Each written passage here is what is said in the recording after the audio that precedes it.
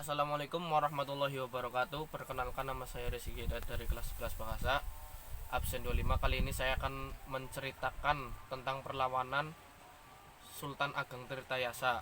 Perlawanan sengit Sultan Ageng Tirtayasa melawan Kompeni pasca 7 April 1682. Pertempuran itu dilatar belakangi perpecahan antara keluarga Kesultanan Banten yang melibatkan VOC. Sultan Haji berhasil dihasut wakil Belanda di Banten bernama Wycliffe, sehingga dia mencurigai ayahnya sendiri, yaitu Sultan Ageng Tirtayasa. Ia khawatir tahta Banten akan jatuh pada Pangeran Arya Purbaya, Sultan Ageng Tirtayasa yang lainnya. Tahun 1681, Sultan Haji mengkudeta ayahnya.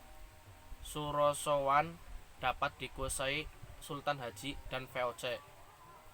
Pada 27 Februari 1682, Sultan Ageng Tirtayasa menyerang VOC dan dapat merebut Surosowan. Pada 7 April 1682, kekuatan besar Kompeni datang untuk membantu Sultan Haji di bawah pimpinan Francis de Saint-Martin dan Jonker. Francois dan Jonker adalah tokoh yang berhasil memadamkan pemberontakan Trunojoyo tahun 1679. Untuk mendapatkan tahta kembali, Sultan Haji meminta bantuan pada VOC. Pada tanggal 27 Februari 1682, pasukan Sultan Ageng menyerbu istana Surosowan di mana Sultan Haji bersemayam, namun mengalami kegagalan karena persenjataan Sultan Haji yang dibantu VOC lebih lengkap. Oleh karena kekalahan ini, maka diadakan perjanjian Banten. Isi perjanjiannya antara lain yaitu: 1. Banten harus mengakui kekuasaan VOC. 2. Sultan Haji diangkat sebagai Sultan Banten. 3. Banten harus melepaskan pengaruhnya terhadap Cirebon. Banten tidak boleh berdagang lagi di Maluku. 4. Hanya Belanda yang boleh mengekspor dan memasukkan kain ke wilayah Banten. Belanda lantas balik menyerang pasukan Sultan Ageng Tirtayasa di Surosowan dan benteng Istana Tirtayasa. Sultan Ageng Tirtayasa melakukan perlawanan hebat dibantu prajurit Makassar, Bali, dan Melayu. Markas besar Sultan Ageng Tirtayasa dipusatkan di Margasana yang dipercaya kepada Pangeran Surya Diwangsa dengan kekuatan sekitar 800 orang. Selain itu, 1.200 prajurit juga dipusatkan di Kademangan di bawah komando Arya Wangsa Diraja. Selain Margasana dan Kademangan, tempat beberapa markas lainnya yang membantu Sultan Ageng Tirtayasa, yaitu 400 prajurit di bawah komando Pangeran Yogyakarta, yaitu di Kenari, 120 prajurit di bawah komando Kiai Arya Jungpati dan Kertasana, 400 prajurit di Serang, 500 prajurit di Jambangan, 500 prajurit di Tirtayasa, dan 100 prajurit di Bojonglopang.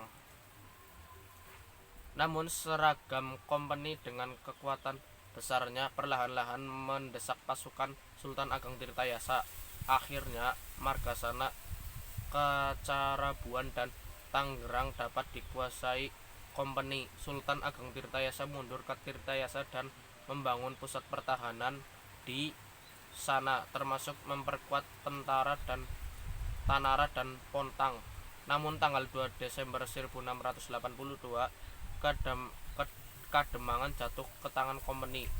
Dikuasainya Kademangan membuat pasukan Banten menguasai ke Siapus, Jasing, dan Pangutan. Pusat pertahanan Sultan Ageng Tirtayasa hanya tinggal di Tirtayasa. Pada 28 Desember, kompeni melakukan serangan serentak ke beberapa tempat seperti Tanara, Tangkurak, dan Pontang. Akhirnya pasukan Sultan Ageng Tirtayasa tidak bisa mempertahankan Tirtayasa. Kompeni lantas menyerang keraton Tirtayasa. Sultan Ageng Tirtayasa, Pangeran Arya Purbaya dan pasukannya berhasil menyelamatkan diri setelah sebelumnya membakar keraton dan bentengnya. Dari persembunyian, Sultan Ageng Tirtayasa kembali membangun kekuatan sehingga Kompeni sulit melakukannya. Beberapa kali Kompeni membujuk Sultan Ageng Tirtayasa agar menghentikan perlawanannya, namun hal itu tidak didengar oleh Sultan Ageng Tirtayasa. Akhirnya melalui tipu muslihat, Sultan Ageng Tirtayasa dapat ditangkap Kompeni setelah Sultan Haji yang mengutus 52 orang keluarganya ke Ketos. Malam tanggal 14 Maret 1683, Sultan Ageng Tirtayasa pulang ke Surasawan dan saingannya oleh Kompeni. Tertangkapnya Sultan Ageng Tirtayasa dan bercokolnya Belanda di Banten menjadi tanda masa keruntuhan Kesultanan Banten. Demikian yang dapat saya sampaikan. Apabila ada kekurangan dan salah, saya mohon maaf sebesar-besarnya. Wallahul muwaffiq ila aqwamit thoriq. Wassalamualaikum warahmatullahi wabarakatuh.